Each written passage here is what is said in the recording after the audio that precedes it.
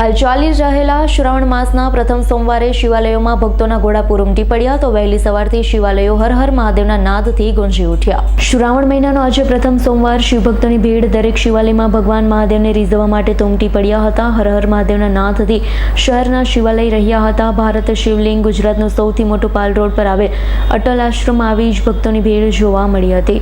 સંદર્ભ 3 વાગ્યાથી ત્યારે ભક્તો આવી રહ્યા છે। ત્યારે જેવો તે 1000થી પણ વધારે માણસો આવી ગયા છે। દાળ દૂધ દહીં વગેરે અભિષેક કરે છે।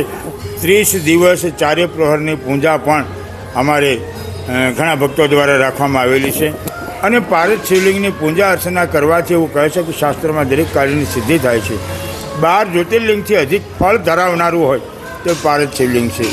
ભવાનીએ જ્યારે શિવને પ્રશ્ન કર્યો કે હે શિવ, આ જીવનું કલ્યાણ કઈ રીતે થાય, ત્યારે એને કીધું કે હે દેવી, આપણા બીજથી જગતની ઉત્પત્તિ થઈ।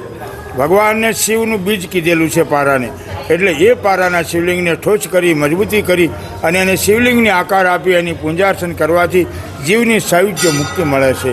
આવો આપણે પણ સુરતના આંગણે આવું શિવજીનું 2351 કિલોનું નાભી સહિતનું શિવલિંગ હોય, જેના દર્શન કરીએ અને સર્વ કાર્યની સિદ્ધિ। તમે કોઈ પણ મન્નત લો અને તમારી પૂર્ણ થાય તો પારદેશ્વર મહાદેવ કરે છે। હજારો ભક્તોની આવી માનતાઓ થાય છે અને આસ્થા ધરાવનાર દરેક વ્યક્તિનું કાર્ય ભગવાન પૂર્ણ કરતા હોય છે। આખા મહિના દરમિયાન આખું દર મહિના જો આખો પબ્લિક આવે જાય છે, દર્શન પણ કરે છે, પૂજા અર્ચન પણ કરે છે। સાથે સાથે રાતના 12 વાગ્યાથી 3, 3 થી 6, 6 થી 9 આવી રીતે ચારે પ્રહરની પૂજા અહીં કરવામાં આવે છે। કેમ?